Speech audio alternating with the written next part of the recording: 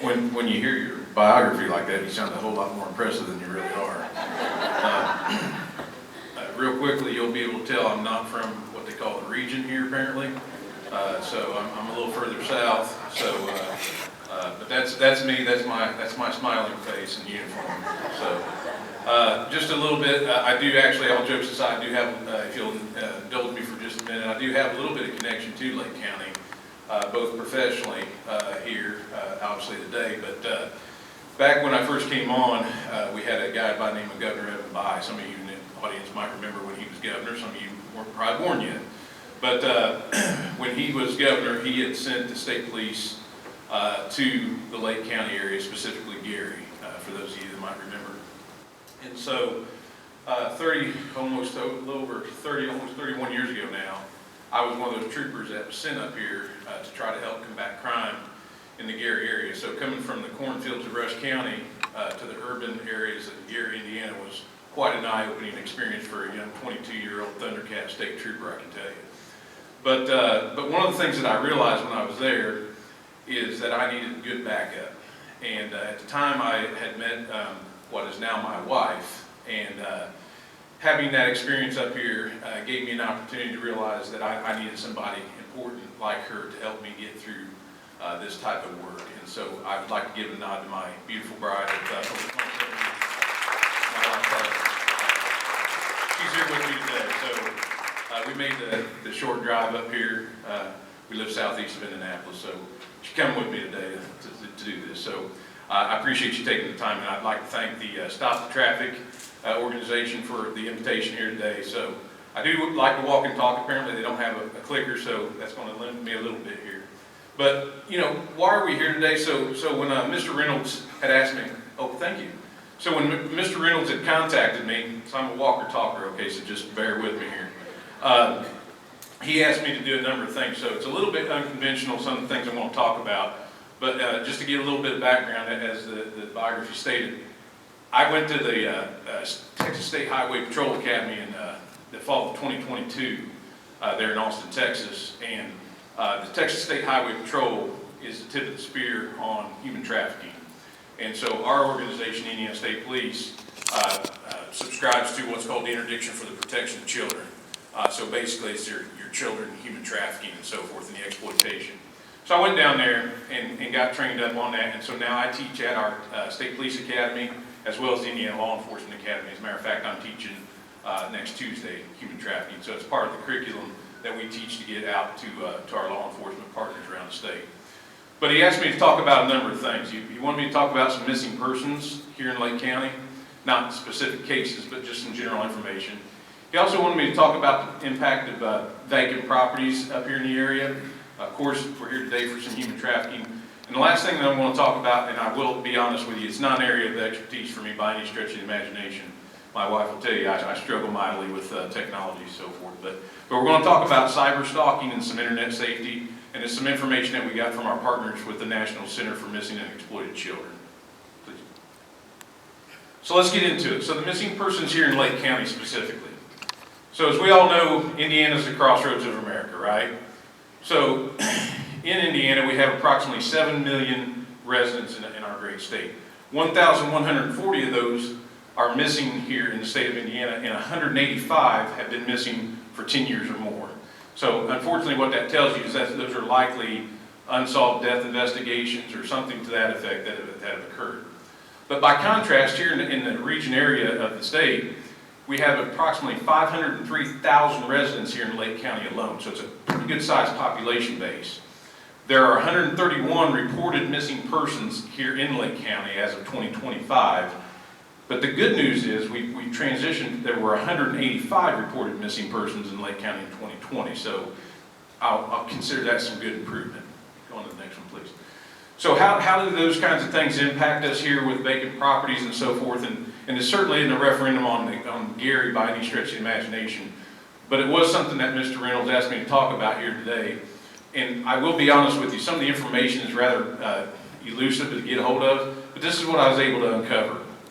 So for those of you that are from this area, I don't need to tell you that Gary was a powerhouse economic engine in this area for a number of years. So back in 1960, there was more than 178,000 residents in that city alone. And it was the 70th largest city in the United States. By contrast, you fast forward to 2025, and there are just a little over 66,000 residents in that city. They are now dropped down to the 566th largest city in the United States. So that's a massive decline in population base, which as a result, we've got an urban decline. And how that is important is if you look at the abandoned home rate is 31.41% in that geographic part of the county here. That's the highest in the United States. So that's not good, right? Conversely, the nationwide average is about 1.3%.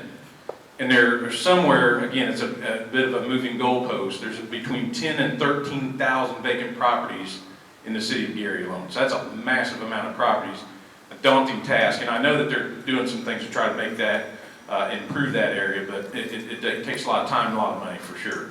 So how does that affect us? Can you go to the next slide, please? So vacant properties have a cascading effect. So they become huge safety risks to the community for a lot of different reasons. First and foremost, I think we can all agree they detract from our communities, right? But first, the other thing is, once that distraction starts, then it also stifles other development and certainly investment. So if you've got people that want to do certain things, it may not be attractive to them to make the investment in that community. And so it just becomes a circular economy to the extent of lack of any development and so forth going on. But back up, whoops, back the other way. Well, you're going the wrong way. You're fast. They don't want to hear that again. Keep going. One more. All right, back. There we go. Stop. Okay. So why is that important for us? Well, because those properties become a haven for criminal activity such as narcotics, homicides, prostitution, missing persons, and things like that. Just like the previous speaker, I can guarantee he would echo those same sentiments, and I can guarantee you the things that I've just mentioned here also apply to like the Chicagoland area, right? So yeah, but also as I say, this is a way that the trafficking can start. Go ahead, please. So we'll go to the next slide. If you can hit play for that for me. This is a public service announcement that I feel is pretty impactful and kind of sends a message. Oops. Should play. If it won't, that's okay. If it doesn't, that's okay. It may not, since I have to put it on the slide. It may not do. If it was embedded, but that's okay. That's okay.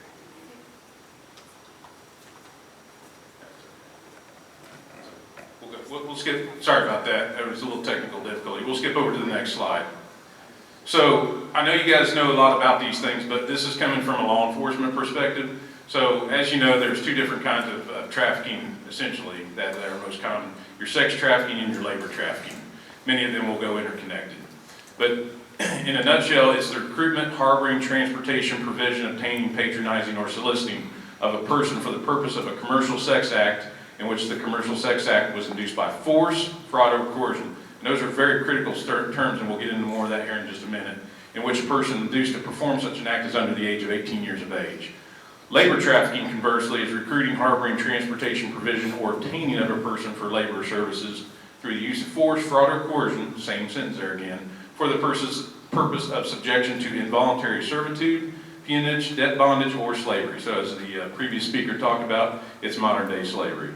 Next slide, please. So to do that, we look at this from an AMP model, the action, means, and purpose.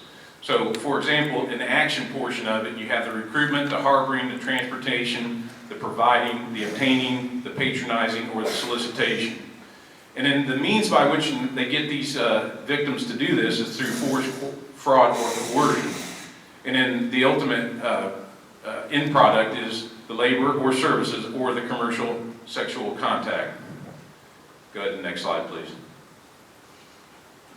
So how do they get to that means? Again, as I indicated, just as the statutes talk about in the definitions, they apply here in Indiana, it's through force, fraud, or coercion. So in the force mechanism, There'll be beating and slapping, there may be burning, sexual assaults. As the previous speaker talked about, rape, gang rapes, things like that. That's basically what's going on day to day with these victims. It may be an initiation. They're confined, as he talked about. They couldn't leave the facility or location that they were at. Different torture practices. There's a term called pimp stick beating, and they will engage in those activities, maybe against the person that they want to send a message to, or to another person to send a message to them that this can happen to you. They'll do it through fraud, so they'll make false promises. So just like the previous speaker was talking about, they'll say the difference between smuggling and trafficking is smuggling is going across an international border, sovereign border. You voluntarily do that. The trafficking is where it's not voluntary. But what happens is if you picture yourself put in a situation just like at the southern border, if you are from a different country that you don't speak this language, you don't know the cultures, you don't know where you're at, all of a sudden the basic needs of food, shelter, and clothing become pretty darn important, right? So if you get across that border, then all of a sudden someone will say, well, I can help you out because they speak your language, they understand your culture, different things like that, and the next thing you know, they're being sex trafficked or they're being labor trafficked or a combination of both. So that deceitful enticement, they may withhold wages, do blackmail and extortion, they'll lie about working conditions, they'll tell them that things are going to get better, and once they pay off the debt, then they're free to go, but they prey on that desperation. And then lastly, the coercion portion of it.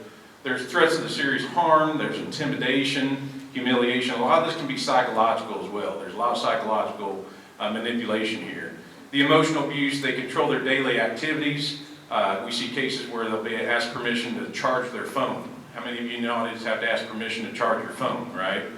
That doesn't happen. So controlling all those daily activities.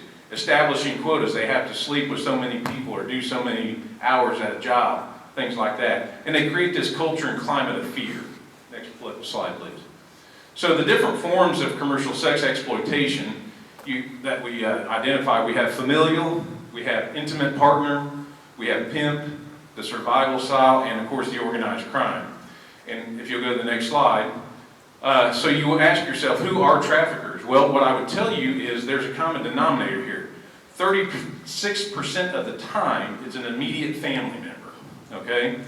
27% of the time, it's a boyfriend or significant other. Now, I went to public school, and I'm not good at math, but I'll be honest with you, that right there, that's 63% of the time, that's somebody pretty known to them, right? It's someone that's important to them, a family member or a significant other.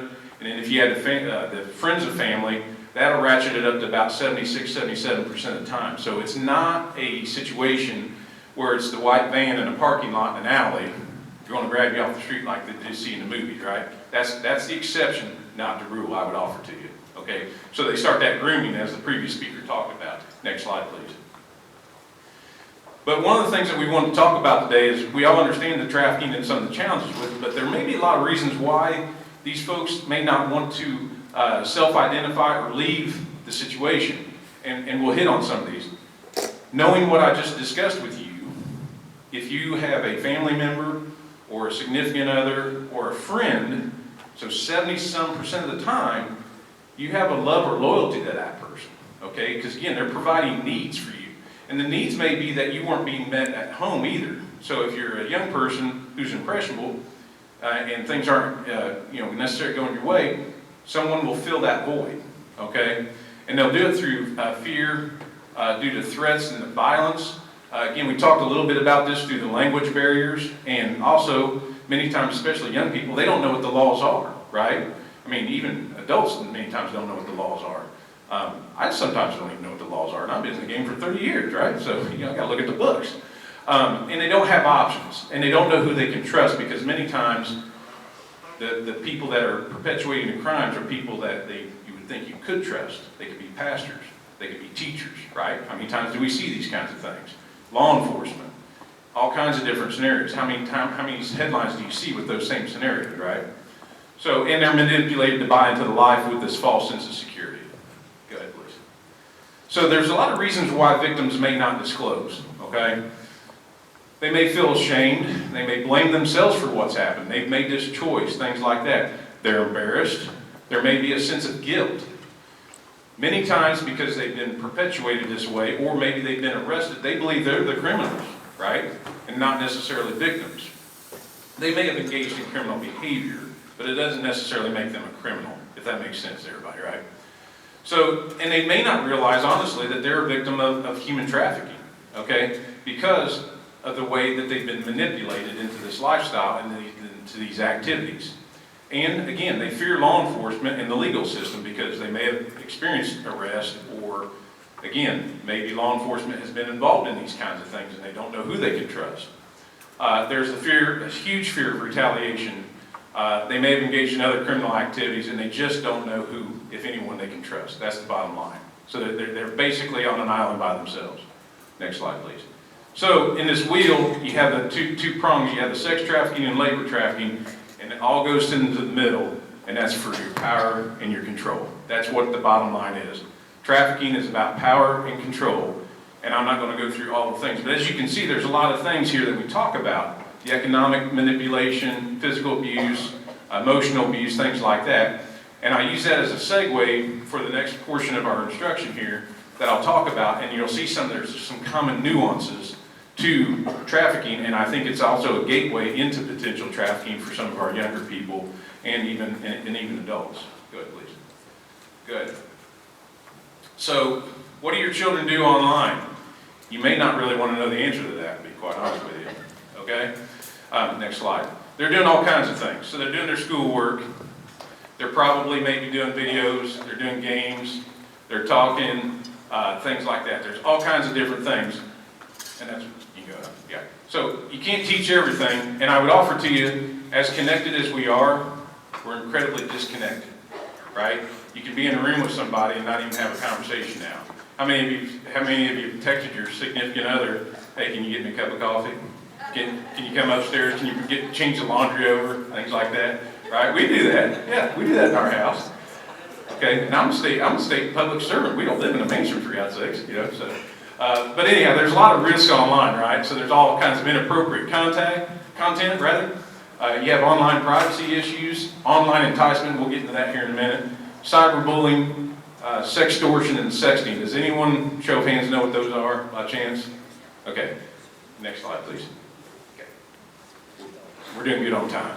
So, you want to talk to your young folks, and this applies really not just to young folks, but we can talk about it at any different stage here. Your younger children, you want to talk about etiquette, which what you should and shouldn't be doing online. There seems to be this disconnect that if it's on a keyboard or on a computer, manners don't matter, right? We see that all the time, even with a lot of adults, right?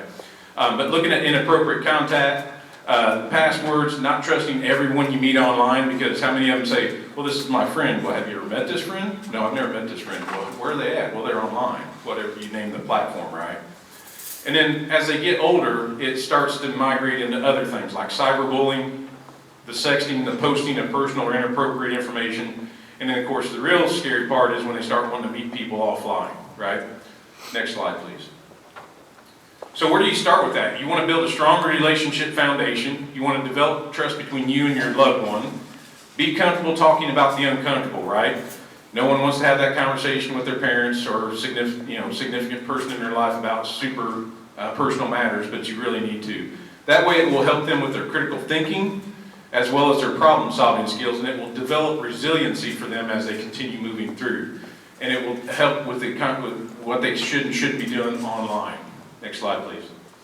So the inappropriate contact, there's a lot of it out there, right? You've got pornography. We've got excessive violence. We got hate speech. We got risky or illegal behaviors. And that's just the music we listen to, right? Think about that for just a minute. That didn't count on the other stuff. But what can you do? You can be a trusted person. You can listen without judgment or shame. You can help and take action and remain calm. Obviously, as parents or somebody that is important to you, you want to freak out when you hear bad things, right? But it's important for you to stay calm, because if you freak out, they freak out. But you want to respect their boundaries, help them identify other people that they can also confide in. If they don't want to talk to you, maybe there's somebody at school, a counselor, another family member that you can help with. And then just be kind to yourself. It's okay to have strong emotions, but obviously try to remain calm as best as you can.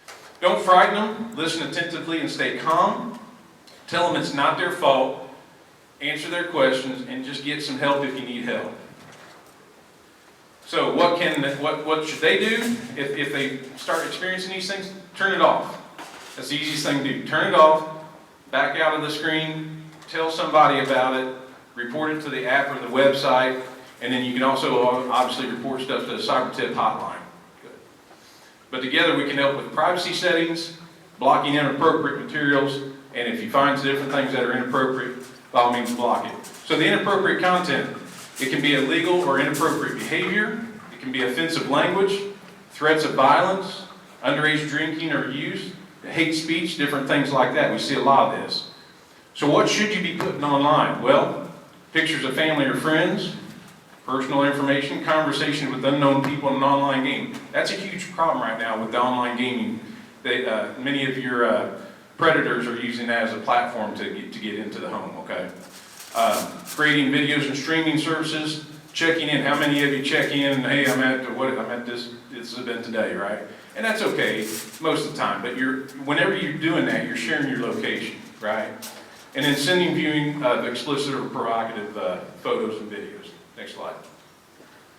So the personal information side of it can be a lot of different things. Your passwords, your home address, the location we just talked about, your cell numbers, email addresses, things of that nature. Next slide.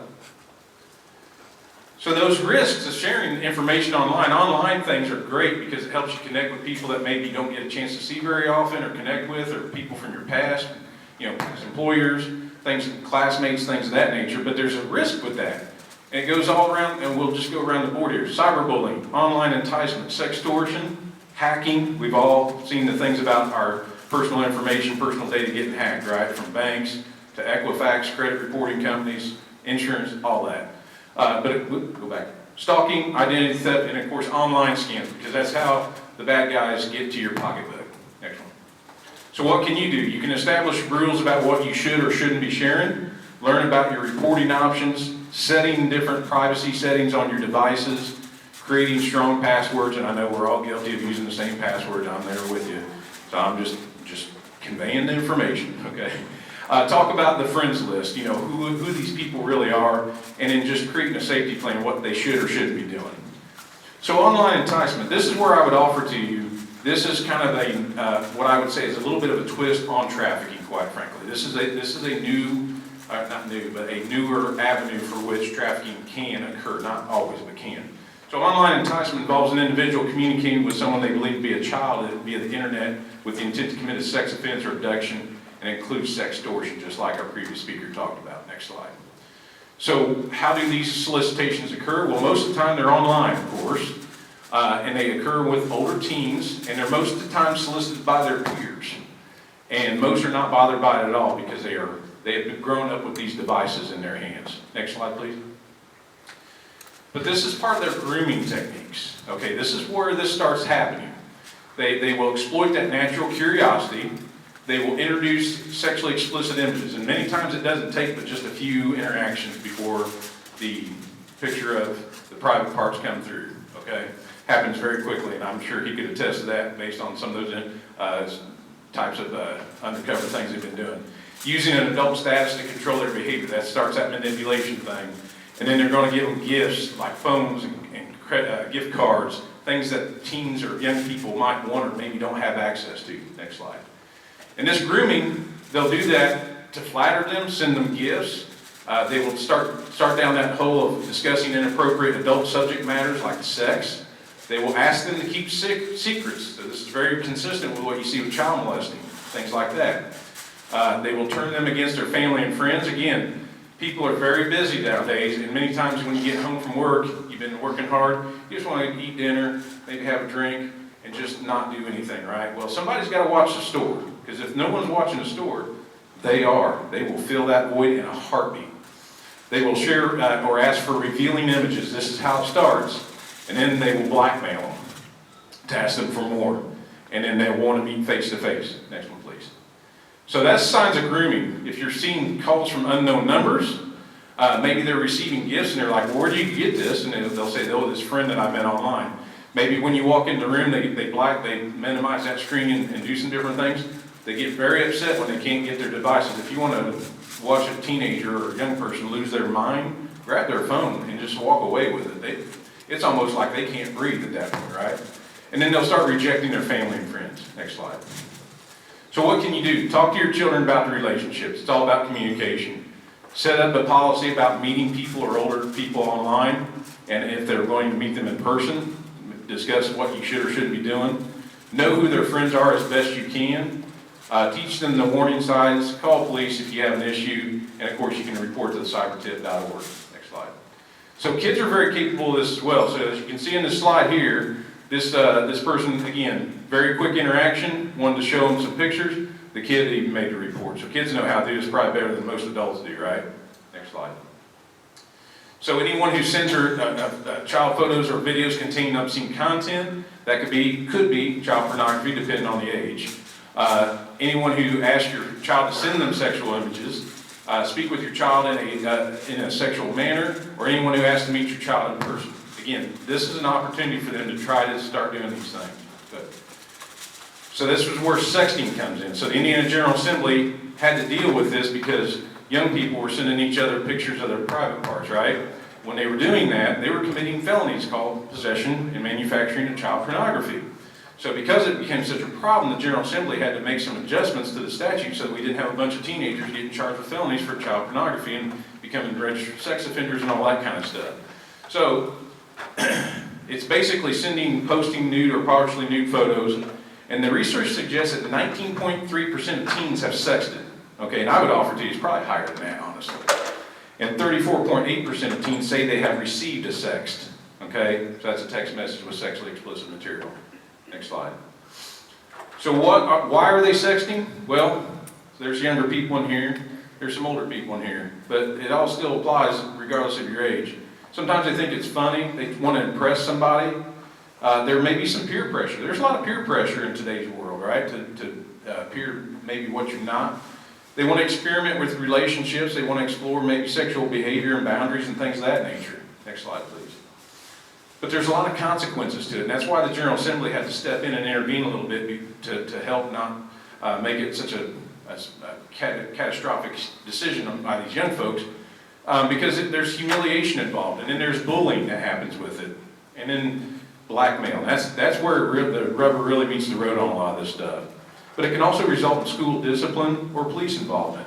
And one of the things I tell people when I talk at young people at schools and things like that is I talk to them about whatever you post, would you want your grandparents to see it on the 6 o'clock news? Okay, because once it's online, it's there forever, right? And you can't bring it back. And I'm here to tell you, there's a lot of young people who are seeing the results of their behaviors earlier on when they're trying to get jobs, and these companies are doing these research, and they find some of this stuff, and they don't want them as part of their company for a stupid decision they made years ago, right, and posted something. So just think about that.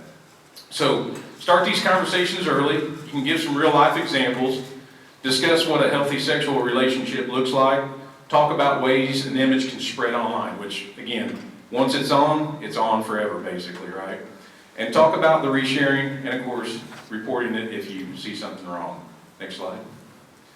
So after you receive that sex message, then all of a sudden maybe sextortion starts. And this is where it spirals out of control for young people, or even adults for that matter. We see this sometimes too. It's a form of child sex exploitation where the children are threatened or blackmailed, most often with the assumption that this is going to be posted at school or online or for their friends and family to see, things like that. This crime can happen when a child has shared that image with somebody else, and then it gets shared and shared and shared over and over again. Next slide. So here's an example of how quickly this will happen.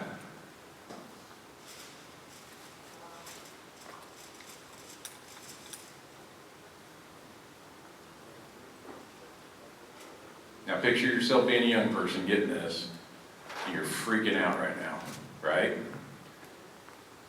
And if you don't do this, here's what's going to happen. And it happens just that fast. Next slide, please. So don't comply with those demands. It's very much a normal response to want to do that because you think it's going to stop it, but it won't, because it'll just continue to get worse and worse and worse until they get you to start doing really egregious things that you don't want to do. Report it to the app. Do not delete the account because then it may help law enforcement if it gets to that point. And you can visit these different sites as well to help with that. Next slide. So bullying plus technology equals cyberbullying. Go ahead. So there's some different examples that we just talked about here. Sending mean text, photoshopping, and I would add in here the proliferation of artificial intelligence now that we're seeing a lot of. There's a lot of conversation with that. We're seeing a lot of that kind of stuff now. Fake profiles, posting fight videos, rumors, on and on and on. Next slide. So the differences between cyberbullying and bullying is this follows the kid home. The bullying, if it's happening, it's just at school, but the cyber part of it, it's with them all the time because they have their devices with them all the time. It spreads so much faster and the audience is much bigger. It's not just a classroom of kids, it's all over the world, right, potentially. And it can cause all these different issues. And I think if you know any young people, hell, even adults probably suffer from some of this kind of stuff from time to time, right? Depression, inability to think clearly. I don't know if that's just me or just old age catching up with me here. Anxiety, loneliness, self-esteem, things like that, right? Next slide, please. So they might stop using their computer or cell phone. They may act really nervous when they start getting these messages, things like that. They may seem uneasy about wanting to go to school and, of course, withdrawing from family or friends. Next slide. So you got the cyberbully, you got the victim, you got a person being a bystander, and then the most important one here is the one in the right corner here, the upstander. Next slide. So what can you do? You can support your child in problem and try and solve it together. Consider saving the evidence, block the cyberbullies, set up new accounts. Perhaps if it involves a school, talk to them, see if they can help with that, and of course report it on the cybertip.org. Some different behaviors that they may exhibit would be switching screens quickly, using a computer at all hours of the day and night, getting unusually upset if they can't use it, avoiding discussions about what they're doing, and of course multiple accounts. Next slide. So monitor and intervene if your child's online behavior, if you would do this, would you do the same offline behavior as we talked about earlier, right? Set consequences for that and model good online behavior yourself because, whether you like it or not, your young people model what they see, right? So talk about being someone that's upstanding, right? Being an upstander. Establish expectations for reporting. Encourage them to stand up for people who might be getting victimized by this. Help them report it to the teacher or adult and talk to the child about not being the person to forward and perpetuate the problem. Next slide. And you can see that for yourself. Just installing different tech options to help you with these types of things. We'll move on to the next slide. Connect, learn, and engage basically is the most important thing. And these are some different resources, and I believe I sent this to Mr. Reynolds. If you guys want to distribute this, you're certainly welcome to, because I know I went through these really fast. And these are free services from the National Center for Missing and Exploited Children. And that's it. That's my show.